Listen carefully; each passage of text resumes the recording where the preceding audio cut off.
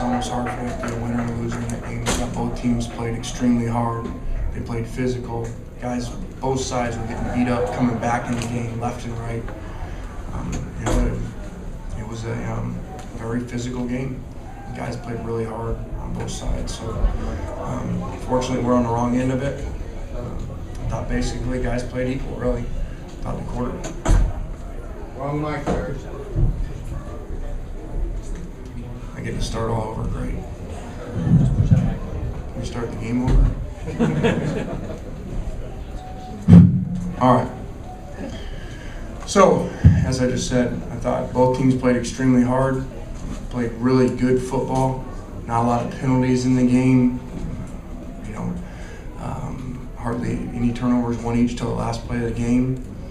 Very physical up front, a lot of people getting hurt in the game and coming back in. Really proud of our guys for the way that they fought in there.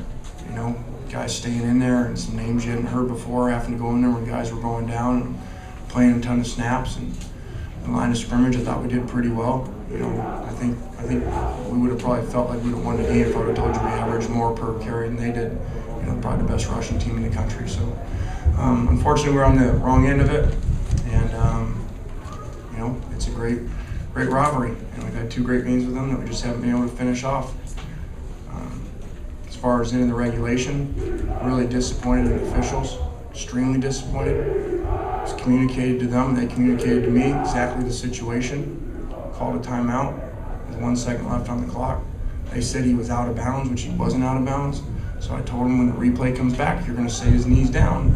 The side judge right there says you called the timeout. You're going to get kicked a 50-yard field goal to win the game. He goes over and tells him while they're in the booth, comes back and says, hey, coach, I told him if they rule that there's 1 second, you'll get your timeout. The ball will be down there for you to kick it. And they came back over and completely went against it. So extremely disappointed in that. That's not an opinion. I'm not complaining about it. I'm just giving you the exact facts of the situation. Really disappointed in that. Did the head official then explain why he didn't give you the timeout? Because he said that if there was 1 second, he wouldn't have had enough time to call a timeout. Well, I've been around football a long time. You call timeouts in 1 second all the time. What you do, you call a timeout, the guy's knee hits the ground, and you get the play run. But before that, he said if there's a second left, you'll I told him exactly that, because I explained the situation. I said, you're going to review this.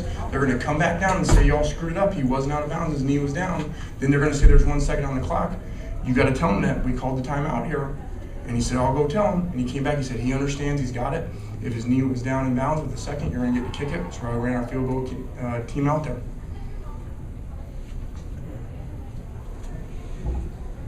Can you talk about where your team is at right now? The result notwithstanding, do you still feel like, it seemed like you talked about last week that the cloud is kind of lifting. It seemed like that was the feeling for the most part.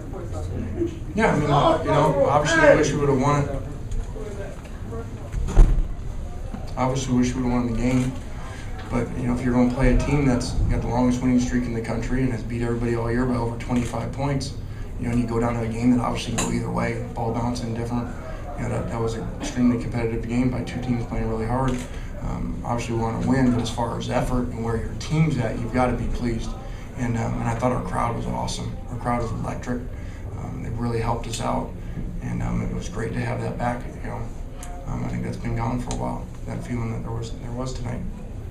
Unfortunately, we didn't finish for them. All right, Coach, what did you tell your guys in the locker room just now? Just stay together. Don't hang your head. Obviously, we wish the outcome was different. Do a great job in the media. Go back to work with a short week and get ready to go play a road game. Coach, the pick six, unusual circumstances, especially who threw it. Did you feel like, all right, there's no way we're going to give this up now? Yeah, really, we had talked all week, about Stanford had not had to go into a fourth quarter, really. They hadn't trailed all year, I don't think, for a second.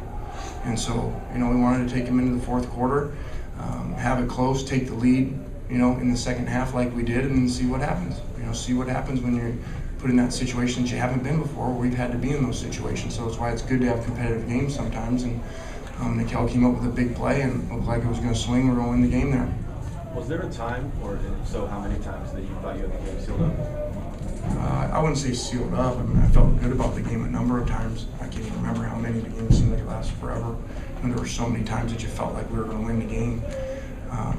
You know, obviously the penalty, the targeting penalty really was a swing there, you know, where you thought that we were going to win it there. So, but like I said, I'm proud of how our guys kept fighting regardless of what the circumstances were. Considering how he played, how tough was it to see the game end that way for Curtis? Yeah, really for a bunch of guys, but Curtis especially. You know, how well he, as you mentioned, how well he had played, and he's banged up in there. Mark went out the first year, I think his first carry, so he was out for the game. You know, so it was good to see the way Curtis played throughout the game, and unfortunately, obviously, it didn't end very well there. Talk about the defensive line and how much pressure they brought on Locker. It seemed like, you know, it was really their best game. Yeah, I thought the defensive line did do some good things, especially, you know, early on. We wore down a little bit there late, you know. But they really got after them, and versus a great offensive line. You said this week that Andrew Luck was pretty much perfect. Did he play like you thought he was going to? Yeah, he did, outside of one throw. I thought he played really good. And, you know, the stats aren't going to show some of the plays that he makes that, you know, I talk about all week. The thing that makes him different than just the normal, really special pocket passer is he makes so many plays with his feet. There's so many times, third down plays he makes, or there's a guy there, not just that he's scrambling for something, he makes a guy miss. Some good players, some good tacklers. So, you know, it's why he's going on to be the first pick of the draft. Where did Matt measure up with him today? I thought they were about equal. You know, I would say, and that's really what I've said really in general about the two. Whenever people say, what's the difference? I said, really the only difference to me is really the feet. You know, Andrew's just faster, you know. I thought they basically played about the same. Coach, how much do you think was the wear down factor on the D, especially in the last quarter or so, as opposed to what they did? Well, I don't know. You know, we did lose Wes there.